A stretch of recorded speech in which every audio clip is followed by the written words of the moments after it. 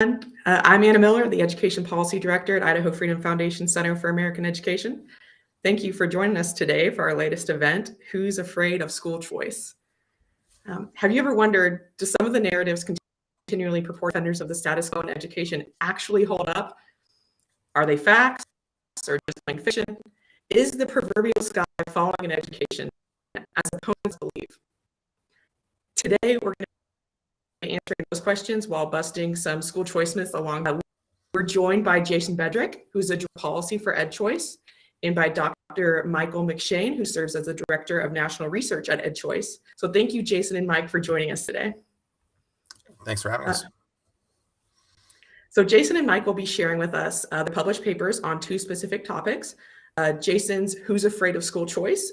This paper follows up on some of the dire predictions that school choice opponents have made over the years and sees how little they actually match reality. In McShane's paper, The Accountability Myth, which attacks head-on the argument that public schools are accountable while private schools are not. So first, we're going to hand things over to Jason to give us a synopsis of his report, and then we'll turn over to Mike. So Jason, your time begins now. All right. Thank you, Anna. Thank you so much. And let me know when when you can see my screen. We can see it. Okay, great. So the question, and all of a sudden, I can't see anything. Did I go black? It went black, yes. All right, let's try stopping. Technical difficulties. We can always start with Mike too. We'll start with Mike, and I'll try and figure out what's going on here. Let's start with Mike. Mike, are you good to go? Yes, I will unmute myself. This is bordering on boomer behavior here as we go through this, but let me see here. How are we looking here? There we go. We can see your screen. It looks great. Cool. All right. Well, hey, everybody. It's great to be here with you. Thanks so much for the wonderful invitation. I'm here talking about a paper that I wrote that came out late last year called The Accountability Myth. So stop me if you've heard this one before. School choice is bad because public schools are accountable and private schools are not. If you've spent even 10 minutes in the kind of school choice advocacy world, or even just sort of followed the news when a bill was being debated, you will have heard this before, right? Oh, we can't have school choice. It's bad because public schools are accountable and private schools are not. Now, what do school choice advocates do when they hear such a thing? Well, I think the usual suspects, of which maybe folks are on this call. I know I'm certainly guilty of this. Oftentimes the reaction is to say, whoa, wait a second. Private schools are actually more accountable than public schools are, because private schools, parents are able to leave. They have oftentimes their own money, their own skin in the game here. So that's wrong, saying that public schools are accountable and private schools aren't, because private schools are accountable, and probably more so than public schools. I want to be clear. I think that is 100% correct. People are right to say that. I don't in any way, in the argument that will follow, I don't want to undermine that case at all in any way. What I wanted to do, though, because I heard that reaction so frequently, the thing that sort of got stuck in my mind was, well, wait a second.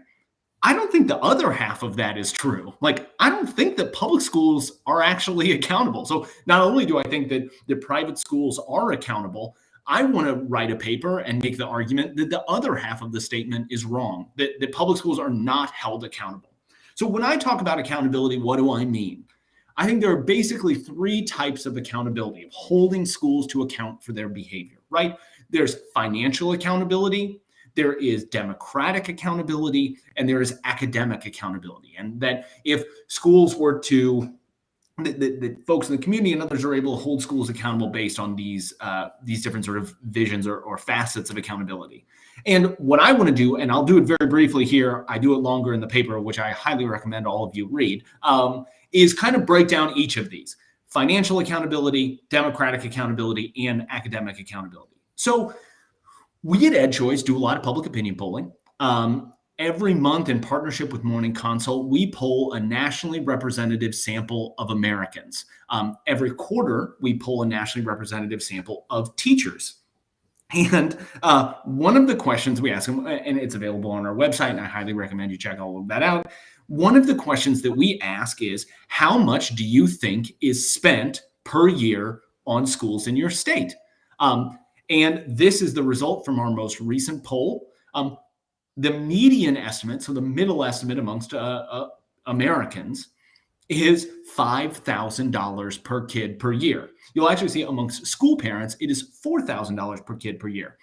As you can see on the sort of upper right corner there, that the true number, depending on what you include, is more in the like $13,000 to $14,000 range. So your average citizen and even your average parent underestimates how much schools spend by like, they think it's a third to or anywhere from a quarter to a third of what schools actually spend.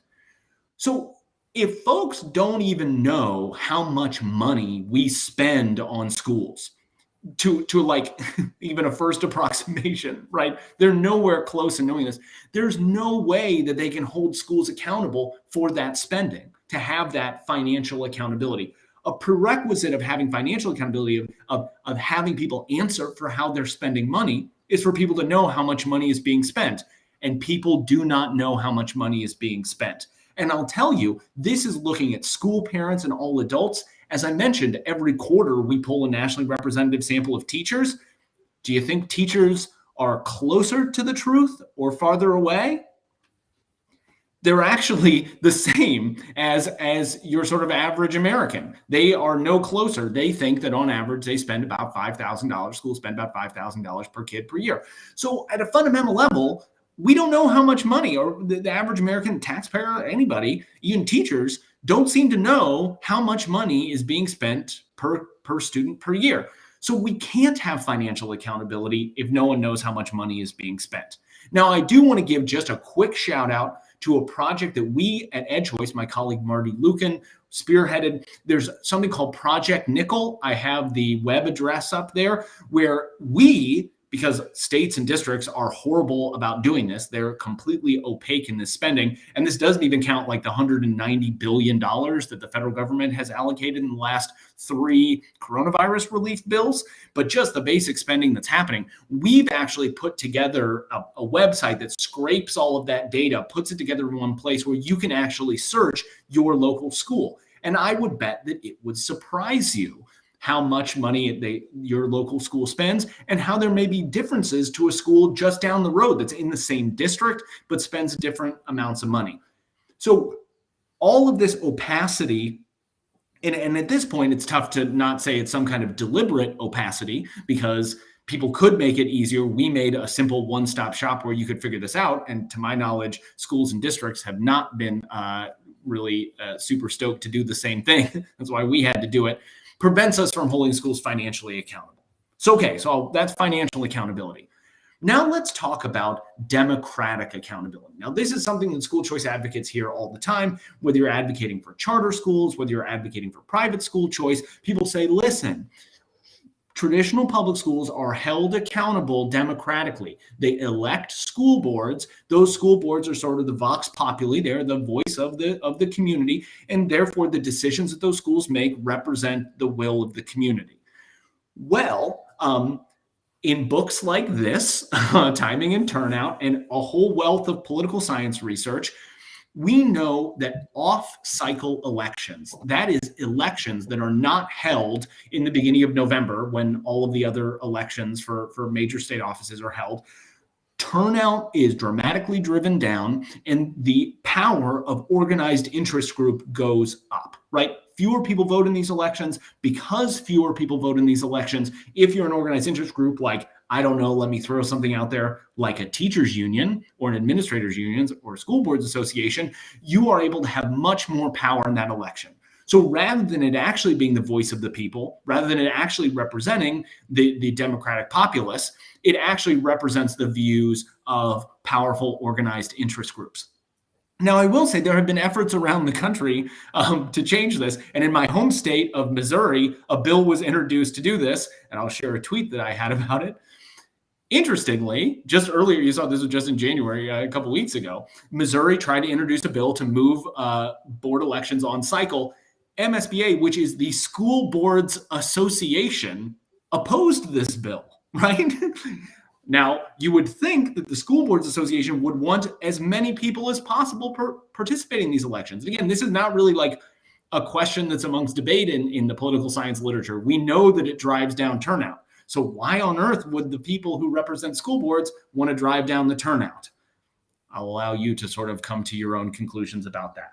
So financial accountability, there's all this opacity. We don't know how much money is spent, so we can't hold schools accountable based on that because we don't know.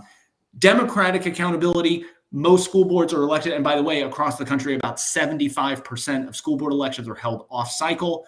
We don't have true democratic accountability because of these techniques that are used to drive down turnout, drive up the role of organized interest groups. So finally, let's talk about academic accountability. Often when we talk about accountability in education, this is the thing that we bring up the most. Again, I look back to my home state of Missouri. Missouri has 517 school districts. And if any of you have friends or family in Missouri, you should be super excited because all 517 of them are accredited.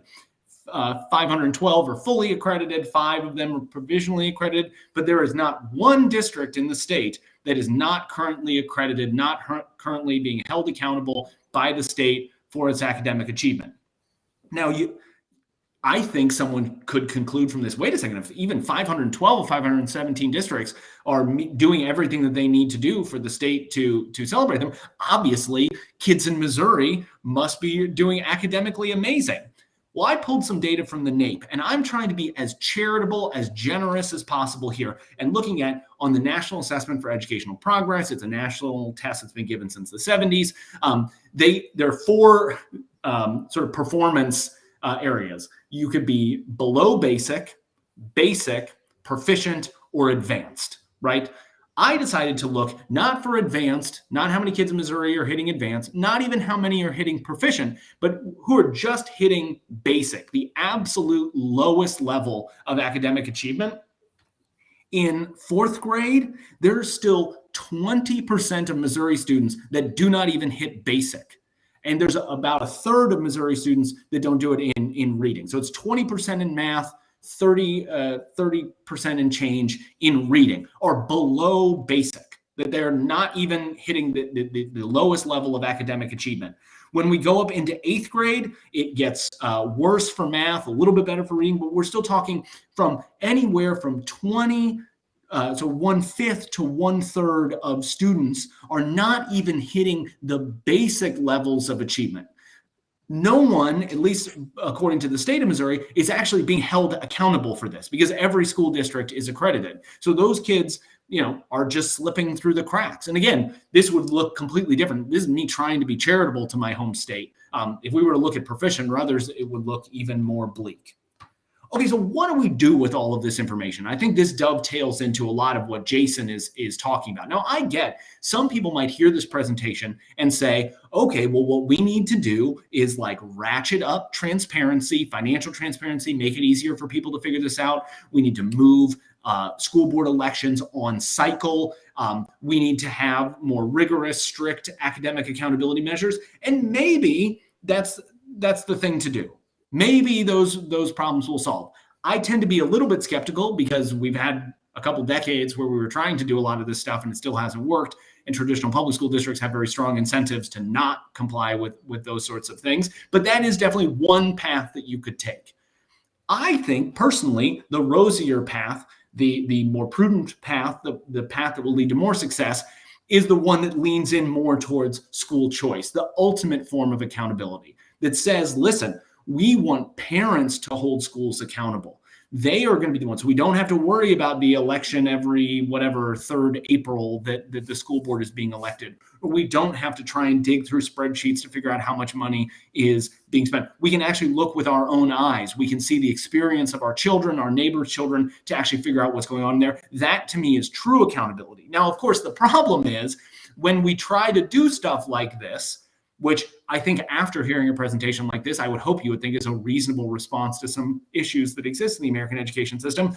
We hear all sorts of apocalyptic rhetoric that this will, in fact, make problems worse, will not solve problems. And that is where my friend Jason Bedrick comes in here. And, all right, thank you so much for that. Thank you, Mike, for that excellent transition. Let's see if this is any better this time around. Here we go. And voila. All right. So as Michael said, there is, and of course we went to black again almost immediately. But you know what we can do is I can just talk to you, and we don't have to share the screen. So as Michael pointed out, what you often hear in these states is this argument that, well, school choice sounds great, right? But if you were to pass a school choice bill, what might happen is the public school system is going to be destroyed. Why? Well, because the families that are the most interested in school choice or the most interested in education, they're the ones that are most likely to exercise school choice. They're going to leave the system, and the money is going to leave with them. And that means the kids who are left behind are going to be, on average, the hardest to teach. And the school system is going to have less money to teach them. That's going to lead to a decline in quality. That means that more families are then going to say, this isn't working out. They're going to leave. That means that the system is going to have even less money and even harder to teach students. And it's going to lead to this death spiral that eventually is going to destroy the whole system. Now, this is a plausible story that somebody is telling. And if we had no experience with school choice whatsoever, then that might be something we should be concerned about. The thing is, though, we've got more than 3 decades of experience with school choice, and we have never seen anything like this happen. Actually, the evidence shows something quite to the contrary. So what I did in my paper is we looked at the states that have the 5 states that have the largest, most robust and long-running school choice programs. That would be in Arizona, Florida, Indiana, Ohio, and Wisconsin. So, for example, Wisconsin's, they had the Milwaukee voucher, was passed in 1999. Florida passed their tax credit scholarship in 2001. Arizona, 1997, passed a tax credit scholarship. So a number of these programs have been around for 2 or even 3 decades. And the number of students in each of these programs ranges from about 3.5% to about 7%. So it's pretty significant. In states like Wisconsin and Ohio, which have voucher programs for particular cities, you've got more than 12% of students in Cleveland, for example, or about 28% of students in Wisconsin, in Milwaukee, Wisconsin, participating in the voucher program. So we've got a lot of experience. We've got robust programs. The question is, what then happens to the public school system? Well, the first thing that we can do is we can look at just the raw test scores, right? And what you will find if you look at the National Assessment of Educational Progress, which is also known as the NAEP, this is the nation's report card, we see that in all 5 of these states over the last 2 decades, you have had increases across all the tests. That'd be 4th and 8th grade math and reading. All of them have gone up.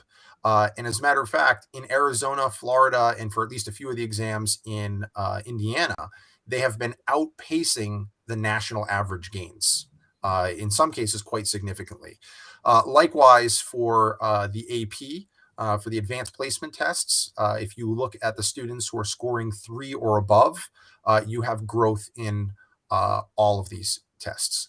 So now this doesn't prove that school choice led to these improvements. I think that if you look at the raw test scores, you can reject the prediction that school choice is going to destroy the public school system. But you could still say, well, maybe school choice on net was negative. But it just wasn't so negative as to have a stronger effect than all the other positive things that the states were doing around accountability. Maybe they were spending more money. Maybe there were a lot of things that they were doing that were improving the system, and school choice hurt, but not so much. So we can at least rule out the apocalyptic scenario. To get at, though, what the actual effect of school choice is, I would point to, first, there is a great report out of the University of Arkansas called "Is More School Choice Associated with Higher State Level Performance on the NAEP," released in March of 2021. And what they did is they actually ran a regression analysis that controlled for a wide variety of other factors. So, how much states are spending, what the, socioeconomic status of people in that state were, other demographic factors. And what they found using something that they called the Education Freedom Index. So they were looking to see if states that had more educational freedom, right? In other words, fewer regulations on the private sector, fewer regulations on homeschooling and charters, and more school choice options, things like education savings accounts, vouchers, tax credit scholarships, right? What they found is, quote, a strong and statistically significant association is clear between education freedom and both academic scores and academic gains. So that means both the actual level they're performing at and the improvement in academic performance over time was stronger where you had more school choice and more education freedom.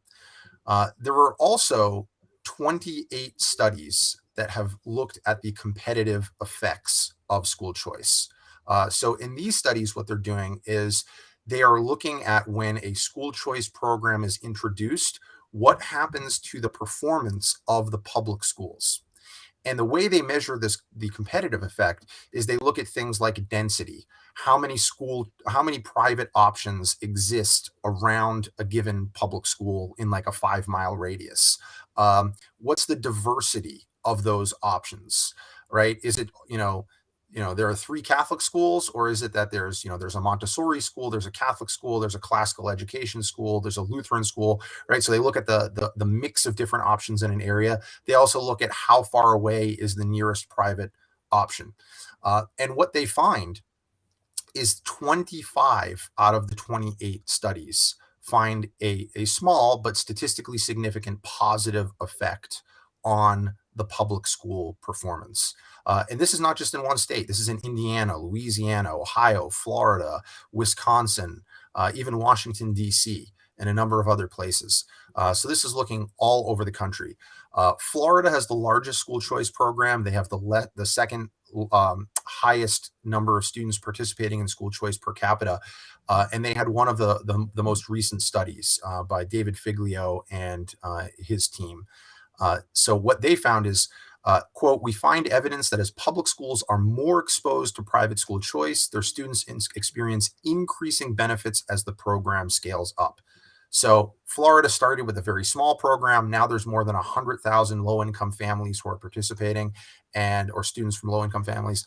And they have seen that the positive effects from school choice have actually increased over time as the program scales up. And by positive effects, we mean not only higher test scores in reading and math, but also lower rates of suspensions, lower rates of absences, right? So there's positive effects in a number of different areas. Now, you might think, okay, great. So given that we now have 30 years of experience, given that we have a massive research literature that overwhelmingly concludes that school choice actually has a positive effect in the public school system, we shouldn't be hearing these complaints anymore, right? Clearly, everybody's read the evidence. This is no secret. And so policymakers have stopped making these claims. Well, no, as a matter of fact, not only have they stopped making these claims, we've been hearing them this year, we've heard them last year. So what the second part of my paper does is we look at, is there any relationship between the rhetorical intensity of opponents and the size and scope of the school choice policy that they are opposing? So we looked at 5 different states. On the one end of the spectrum, you've got Kentucky, Missouri, and Arkansas. These all passed tax credit scholarship or tax credit education savings accounts, where about 40 to 50% of people are eligible to participate, but the funding level was such that only fewer than 1% of students could actually get a scholarship. As a matter of fact, in Arkansas, it was fewer than 0.1% of students in the state. So you might expect in those states, you'd have much more moderate rhetoric, right? Opponents might say, we're concerned about this, but they're not going to say this is the end of the world, right? In New Hampshire and West Virginia, on the other hand, New Hampshire, 1/3 of students can participate in their new education savings account.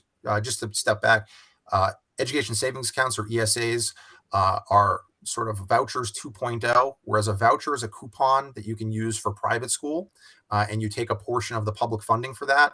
The ESA, you take a portion of public funding, but you can use it not just for tuition, you can use it for tutoring, textbook, homeschool curricula, online learning, a wide variety of different things. And so in both New Hampshire and West Virginia, they passed ESAs. In those states, every student who's eligible is also funded. And in West Virginia, every child who's either switching out of a public school or entering kindergarten is eligible. So 93% of kids in West Virginia are eligible. So there you might expect that the opponents are going to say, oh, this is the end of the world. That there would be some sort of relationship between how intense the rhetoric is and how many students are actually eligible and funded. As a matter of fact, though, what we find is that there is no relationship. So we came up sort of with like a 1 to 11 scale. So 1 being mild, up to 10 being catastrophic. But we did find that there were some people who went sort of in the spirit of Spinal Tap, turned it all the way up to 11. So we had 11 for apocalyptic rhetoric. And what we found is that the average level of rhetoric was an 8. But that most stayed between about a 7.5 and an 8.5. So West Virginia actually was that median. They were an 8. But the state that had the smallest program, Arkansas, fewer than 1 in 1,000 kids are going to be eligible to participate. They were an 8.6. That was the highest score that we had.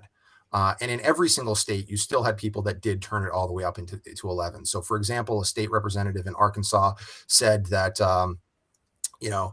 I'm asking you to vote this bill down. If not, vote yes and put us out of our misery. Put the final nail in the coffin of public education. Right. In Kentucky, you had the governor say that this bill would be the beginning of the end to public education. And the Kansas City Star in Missouri said that this will lead to the dismantling of public school districts, right? So I think the key takeaway for this for legislators is that it doesn't matter if you file a bill that's going to be providing every single child in the state access to school choice. It redheads. It doesn't matter. The opponents are going to say that this is going to be the end of public education no matter what. But they're just chicken littles. They are wrong. There is no evidence that this is going to lead to the destruction of public education. And as a matter of fact, the vast majority of studies find that it leads to an improved public school system, that school choice truly is the rising tide that lifts all boats. So with that, I'm happy to turn it back to Anna and take questions. Thank you so much, Jason and Mike. Those presentations were really helpful. So there's been a whole host of chicken little arguments and school choice proponents or school choice myth proponents all over the state lately, particularly, in the media, spouting different myths. And so I thought we could begin by addressing some of those, and then we'll also be taking audience questions. So if you're in the audience and you have a question, and put it in the chat, and we will get to those sort of intermittently as we address different myths that are being put forth in the media and all right to help. So the first myth I would address is something that you mentioned, Jason. It's the idea that choice destroys public schools. So recently, I think it was in Ed News, there were 4 retired Idaho superintendents who argued that school choice would be, and I quote, detrimental to the interests of the vast majority of students. And again, I quote, would be devastating to our already underfunded public schools. So Jason, I'll let you respond to that first if you don't mind, and then we'll return to Mike if you have anything you'd like to add. Yeah, I'll kick the public funding part of that question over to Michael. One thing I will note is this though. As Michael noted, people underestimate dramatically how much is actually spent, and we actually see that private schools tend to spend less per pupil on average than public schools. A part of the story is that this is going to lead to school choice is going to lead to underfunding of the public school system. But if you look at the data in the 5 states that have the largest and longest running school choice programs, if you look over the last 2 decades, even after you control for inflation, spending has gone up. So, it's possible that spending went up slower than it otherwise might have, but spending per pupil in all of those states has actually still increased. So there really just is no evidence that this is going to lead to the underfunding of education. I think actually what it does is it leads to greater accountability. It means that they have to do a better job of allocating the resources that they do have in ways that actually lead to higher performance, and that they're spending in ways that the parents want them to spend. Like any monopoly, and the public ed system is not exactly a monopoly, but it's pretty close to it. When there is a disconnect between the institution and the people that they serve, that institution is not particularly responsive to their needs. So by empowering families with choice and allowing the money to follow them, that sends a signal back when they start to leave. It sends a signal back, creates a feedback loop, and the politicians and policymakers who are in charge of either running or overseeing the schools then have a much stronger incentive to make sure that they are using the resources that they have appropriately. Michael, do you want to answer that too? Yeah, I always bristle whenever I hear the phrase underfunded public schools, because it's just, that's not like a technical term. so I never know. And it seems like no matter what the state we're in or wherever we're talking about, everyone thinks that their public schools are underfunded. So one thing that I would encourage people to ask is, when you say you want your schools to, what would it be for your schools to not be underfunded anymore? Like what is the actual, like what's the number? What's the number we're talking about? Because it tends to be, the answer is just more. And then when that is hit, there's just more. So that's probably what I would go back to. One other thing I would add on that, just so that our audience knows, is that we have increased spending in Idaho every single year on education. Academic outcomes have not improved. We actually spend, when you consider federal, local, and state sources, close to $11,000 per student, which is far more than we spend on the average private school student in the state. So we are funding schools at a very high rate, more than the private sector is funding students, and yet academic outcomes still have not improved. So that's an important fact to know. There was a really good question in the chat regarding a homeschool mom was concerned about potential regulation of private schools in school choice programs. So she mentioned Indiana's school choice program, and she's wondering if that bill was potentially written such that private schools were required to comply with Common Core. Jason or Mike, can you speak to that issue? I can speak to that issue. Yeah. So there is always the threat that the government is going to regulate private schools and homeschooling with or without a school choice program. We did a review of the regulations on private schools a number of years ago, and found that the vast majority of regulations on private schools existed before the school choice programs, and the school choice programs didn't add that much. There are a few exceptions, like in Louisiana. Louisiana has a really overregulated voucher, and it is not a particularly effective voucher, and it is not what we advocate for. We actually think that having more families in the private sector or homeschooling is a better and more effective way to defend private schooling and homeschooling. Right, there's safety in numbers. So having a school choice program, we think in the long run, is actually going to create a constituency that can defend those institutions from government regulators. It is true, people point to in Indiana that they required the state test, and the state test was aligned at one point with Common Core. But the thing is, almost every private school in the state was already administering the state test, because it was a requirement before the voucher program in order to participate in varsity sports at the high school level. And so they had basically already done that. So that's why that was included in the voucher bill. Now, most states don't actually require using the state test for sports like that, and which is why that most states don't require taking the state test. We very much oppose requiring the state test, because the state test is usually it's a criterion-based test that is aligned with the state curriculum, and we think that you want to have a wide variety of different options. You want to have private schools that are teaching different things in different ways, and parents should have the freedom to choose among those schools. Usually those schools use one of a menu of different nationally normed reference tests that aren't aligned to any one particular curriculum, so that they can just get a sense of where their kids are performing on some sort of, national standard. But, so some of them are using like the ACE or Iowa 10. There's a number of different tests that are out there. CLT, the classical learning test, is becoming more and more popular. So we would like to see a diversity of options. And, at our organization, we fight to make sure that schools have the maximum autonomy, and parents should have the freedom to choose the schools that work best for their kids. Yeah, the only thing I would add to that is like some of the stuff that we know from research in Louisiana, like what Jason was talking about, points again. Jason talking about basic bill design, which is like making sure that schools have a suite of tests to choose from. So no one test is aligned to any one curriculum. You can pick from a variety to reflect what you're doing there. But another piece of it that I think is important is just having strong programs that have adequate funding, have the right regulatory structure. Because like what we know from some of the research from Louisiana, much more heavily regulated, lower voucher amount per child. The types of schools that participated in that were schools that were more desperate for money. So lots of schools chose to sit out of that program because they thought the juice wasn't worth the squeeze.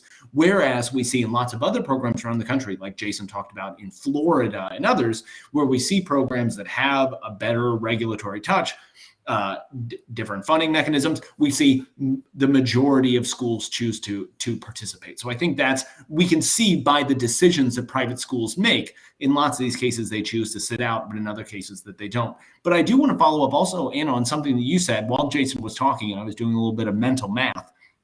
As you were mentioning, if Idaho is spending the better part of $11,000 per kid per year, one thing that I think is important to think about is, what does that mean like on the classroom by classroom level, right? Like I think if my math is right, if you have 18 kids in a class, that's like $198,000 in revenue coming in, right? If it's 20 kids, it's like 220 grand coming in.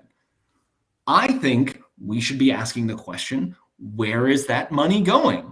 Are your teachers making 198 grand a year? I don't think they are. Where's the money going? I think there's lots of people who might think about where the answers are, but those are tough. Again, if we want to talk about financial accountability, people answering that question, where's that $200,000 per classroom going? Yeah, that's an excellent point, Mike. And the question of where is the funding going, another important thing for our audience to know is that Idaho has a very confusing funding formula that allocates most of its resources based on programs and the multiplier for administrative staff and things like the career ladder. So funds are not based directly on students in classrooms and things that serve students' needs. They often, the funding formula really fuels a lot of bureaucratic bloat and essentially useless programs within our schools. So there's definitely not strong, I would say there's actually weak accountability for how our public schools are spending their dollars. And on that note, we had a question in the chat regarding whether or not private schools are held accountable. There's a common myth that goes around in the media, especially, that says private schools are not held accountable and public schools are. So I'll give you an example of one that was in a recent, I think it was another Idaho Ed News article written by the executive directors of the Idaho Education Association, which is Idaho's largest teachers union, and the Idaho School Boards Association, and the Idaho Association of School Administrators. And here's what they argue. The core concept of this discussion regarding school choice is quite simple. Public tax dollars should not be used for private schools. Private schools are not accountable to taxpayers and can reject students they do not wish to admit. Public schools, meanwhile, welcome all students and strive to serve and educate each and every one. Private schools are not required to provide meals, transportation, and special education services, which are key components of the public education system. Mike, since this is your specialty, could you address this school choice myth first for us?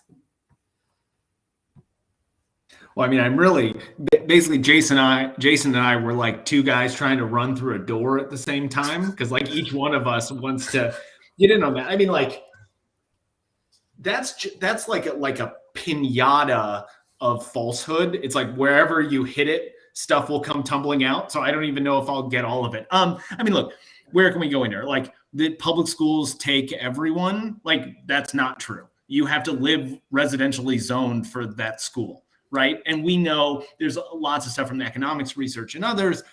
Housing prices in the catchment areas for higher quality schools, it increases the value of homes.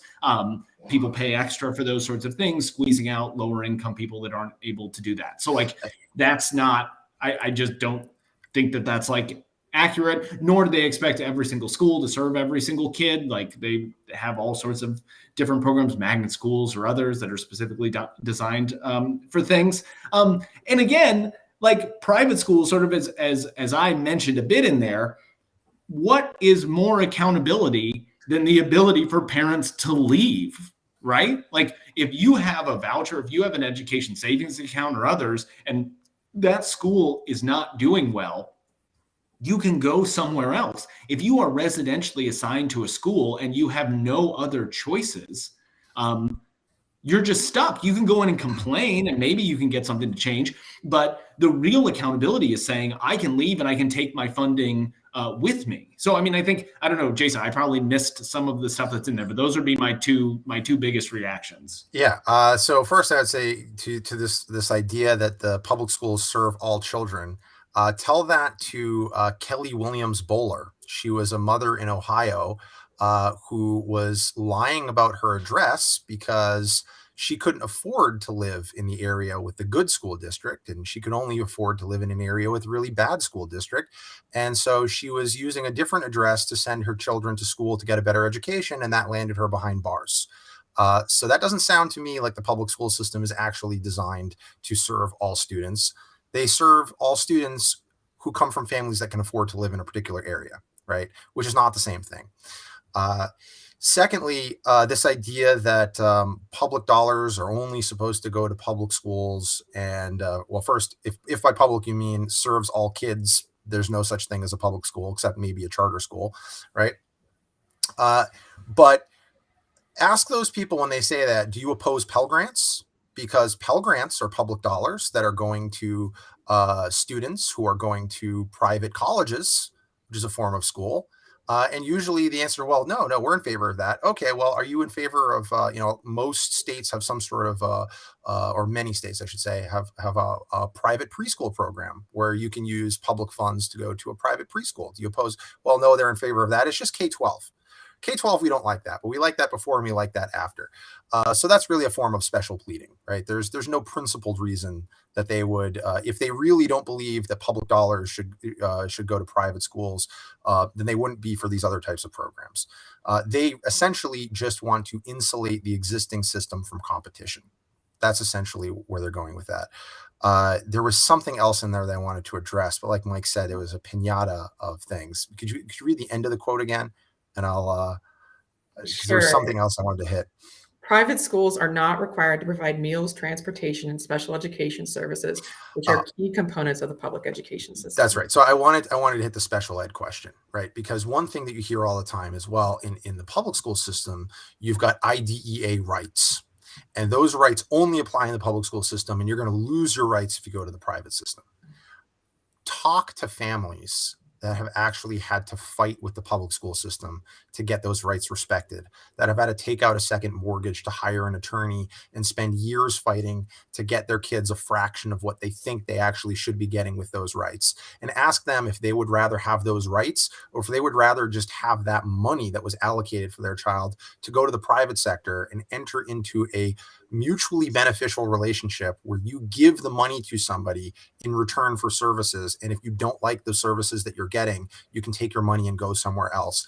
Because there are tens of thousands of children in Florida, in Arizona, in Indiana, in a bunch of states all around the country that have enacted programs specifically for students with special needs, especially the education savings accounts programs, like I mentioned earlier, that you can use for a wide variety of special needs therapies.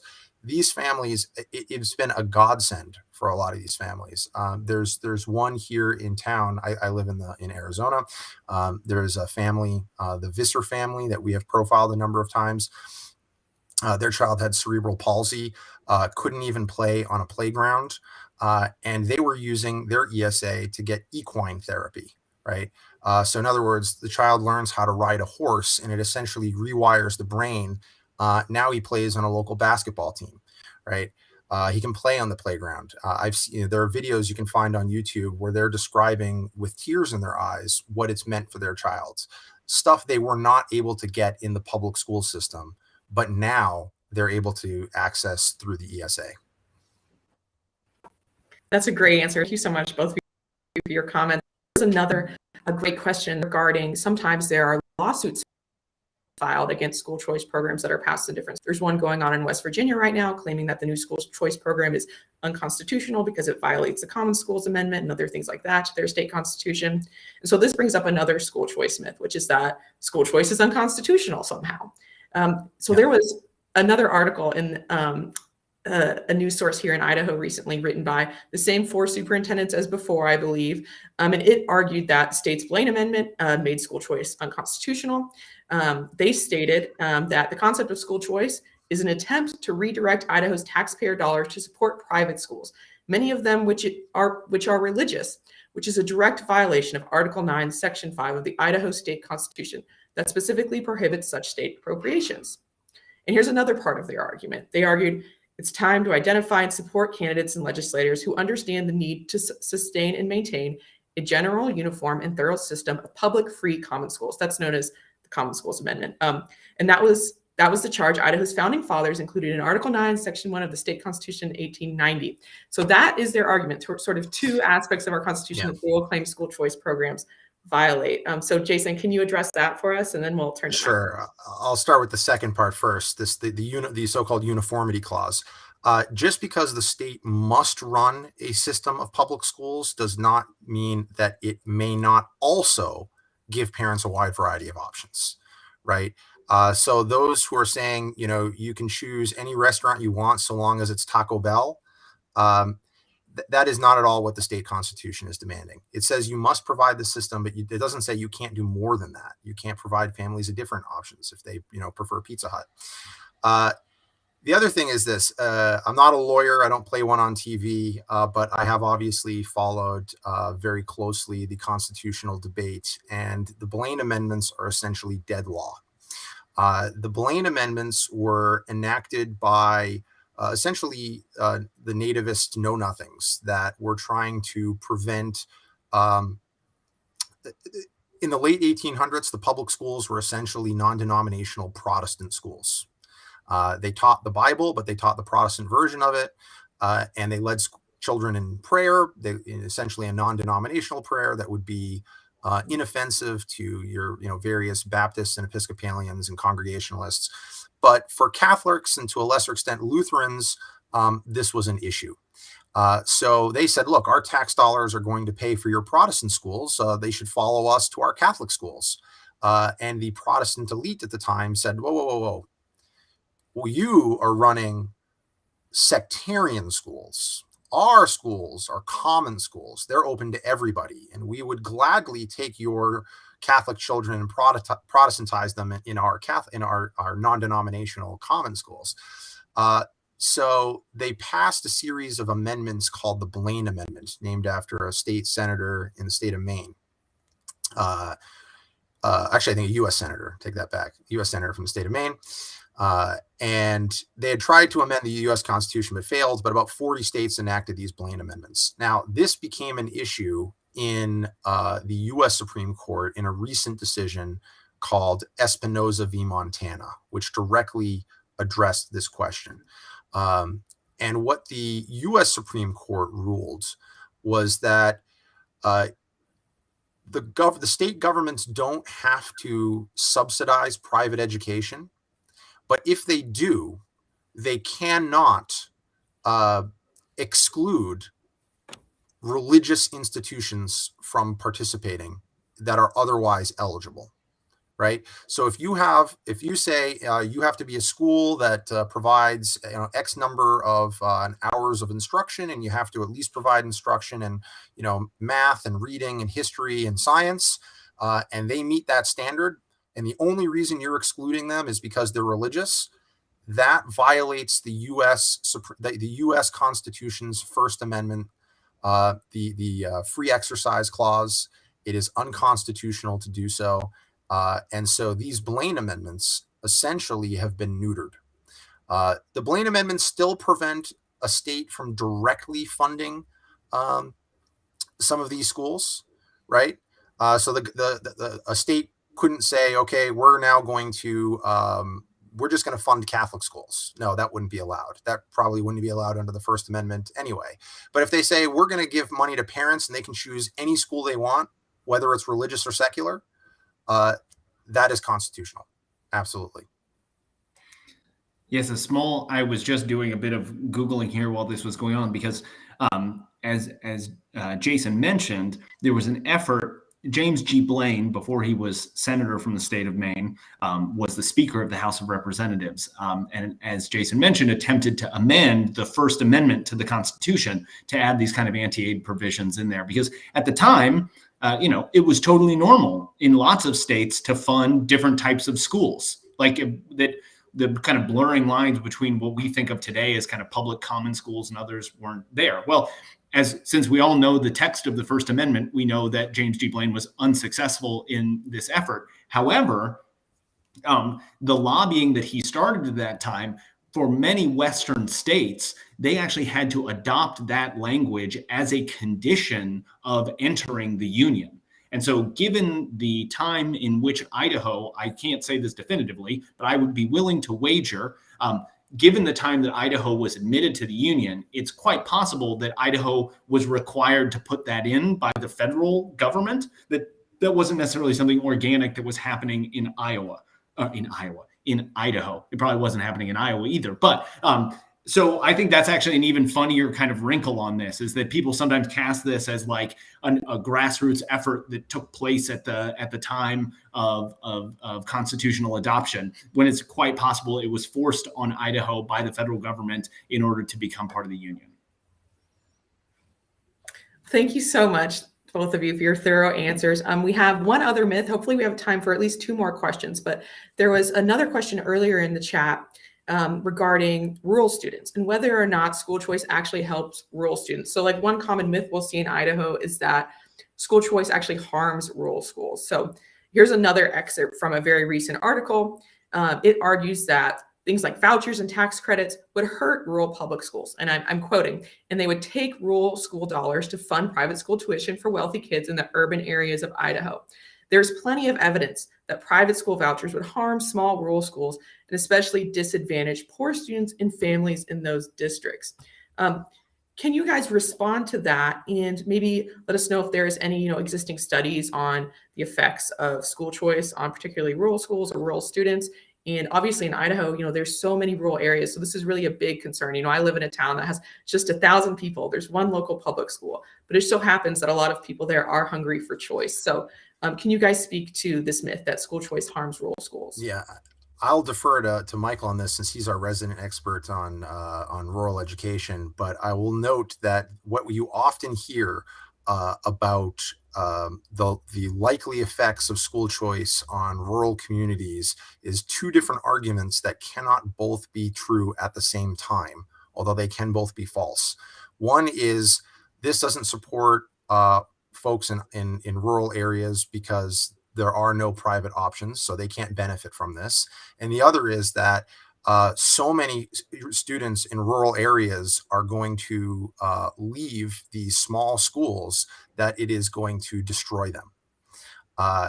As a matter of fact, there are a wide variety of options in these areas, more than we've ever had before. Obviously not as many as if you live in an urban area, but especially with broadband moving out into rural areas, the plethora of online options, the rise of micro schools and hybrid homeschooling. There are more options available than ever before. But at the same time, if you look at the states that have robust educational choice programs, we haven't seen these schools in rural areas closing down or actually even having a really negative effects. So I think the concerns are overblown and the availability of options are undersold. Michael? The only thing I'd add, I just pulled up the Brookings Institution did a study back in 2017, who could benefit from school choice, where they actually geo-mapped all of the public schools, private schools, charter schools around the country. And I'm just pulling up, now again, this is 2017, 71% of folks in Idaho have one or more private schools within 5 miles of their doorstep. So again, not necessarily 100% of people, but that's a whole lot of folks that are living in close proximity to private schools. Right. Absolutely. Yeah. And I would just say one other thing for their audience is, obviously a lot of people in Idaho, they live this myth every day. It's one of the most important issues in Idaho is how do we help give more educational options to rural students? Again, I live in a town that has just 1,000 people. There's one local public school. There's not a charter school in driving distance. The closest private school is about 45 minutes away. I'm about to have a kid. I want my kid to have every single educational option in the world. And school choice policies don't take anything away from the local public school in my area, but they do add additional options for online school, for the potential for a new school to enter the market, maybe a charter school, maybe a private school in our area to start offering services to us. There's the option to start micro schools and pods with other people in the community who don't have all their needs served by the public school. And it's really not fair to expect one singular school, one institution to serve every single kid's individual unique needs when there's plenty of kids in town that all have very different needs and are probably going to need a different school environment. And so that's what school provides for rural students. I do think we have time for one more question. And I would like to address this myth regarding funding of public schools. So the myth is that school choice defunds public schools. So for example, there was another article recently written by the president of the Idaho Education Association, which is again the state's largest teachers union. And he's warned that school choice programs would pull money away from our already under-resourced public schools and funnel it to private schools. And this is something that we hear talked about whenever a school choice bill in the legislature is debated. We hear about it all over the media. It's one of the it's probably the second highest concern compared to the rural school concern, which is, does school choice defund public schools? Jason, what's your gut reaction to that? Yeah, I mean, as I mentioned earlier, if you actually look at the per pupil funding in the states that have longstanding, robust school choice options, the fact is that the per pupil funding, even after adjusting for inflation, is still going up. But even that answer, I think, grants too much to the premise of the question, because essentially the premise of the question is that these dollars are owed to the public schools, which is to say that your children are owed to the public schools, because the public schools are getting paid to a large extent at the state level on a per pupil basis. And so the only way that the money leaves is if a family leaves and the money follows the child. Your children are not owed to any one school or school system, public or private. The system is meant to advance the educational goals of the children. The children are not there to advance the institutional goals of the public schools. And so we really need to move to a system that funds students, not particular schools. Michael, do you want to add something? Nope, couldn't have said it better myself. All right. Well, thank you so much, both of you, for your time. I believe our host, Dustin, can put some links in the chat to each of these reports if he hasn't already. If not, we'll follow up with an email to everyone that has a recording of this video, along with links to Jason's and Mike's reports. And if you have any follow-up questions, you can email media@idahofreedom.org, and we will try to address any questions you had. I apologize if we weren't able to get to your question during this limited amount of time that we had. But thank you to everyone for joining, and thank you to Jason and Mike for sharing all of your knowledge with us. Thanks for having us.